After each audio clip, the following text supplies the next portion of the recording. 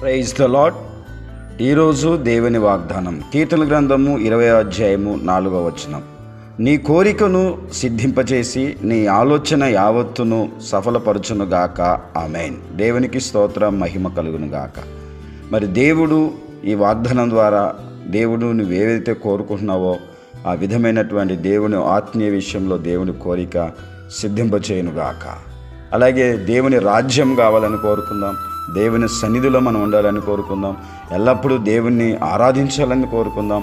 అలాగే దేవుడు మన ప్రయాణంలో దేవుని కృప మనకు అనుగ్రహించి ఆరోగ్యం, క్షేమం, బలము కలుగ చేయాలని మనం కోరుకుందాం. ఖచ్చితంగా దేవుడు ఈ వాగ్దానం మన జీవితంలో నెరవేర్చి దీవించి ఆశీర్వదించునుగాక. ఆమేన్. ప్రార్థన చేసుకుందాం. తలలోంచి కళ్ళు మూసుకుందాం. ప్రేమ కలిగిన మా తండ్రి, పరిశుద్ధుడైన యేసయ్యా, నీకు స్తోత్రం నాయనా. ఈ ఉదయకాల సమయంలో మీరు ప్రతిరోజు ఇస్తున్న వాగ్దానాన్ని బట్టి నీకు స్తోత్రం. ఈ రోజు నాయనా నీ కోరికను సిద్ధింపజేసి నీ ఆలోచన యావత్తును సఫలపరుస్తాను. అవును ప్రభువా, అయ్యా మేము కోరుకోవాలి, నీ సన్నిధిలో ఉండాలని, నిన్ను ఆరాధించాలని, నిన్ను కీర్తించాలని, నీ మహిమపరచని రాజ్యంలో మేము ఉండాలని, అలాగే ప్రభు అనేక ఆత్మలు సంపాదించాలని నాయన కోరుకుంటకు సహాయం చేయమని కోరుకుంటున్నాం. అలాగే ఈరోజు నీ బిడ్డలు వాగ్దానం విని వాళ్ళ ప్రయాణాలు, వాళ్ళ వ్యాపారాలు, వాళ్ళ ఉద్యోగాలు, వాళ్ళ తండ్రి చేసే ప్రతి దాంట్లో ప్రభు నీ సహాయం కోరుకుంటున్నాం.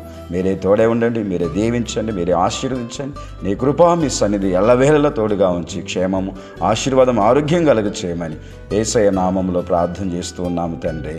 ఆమేన్. God bless you. దేవుడు మిమ్మల్ని దీవించునుగాక. ఆమేన్.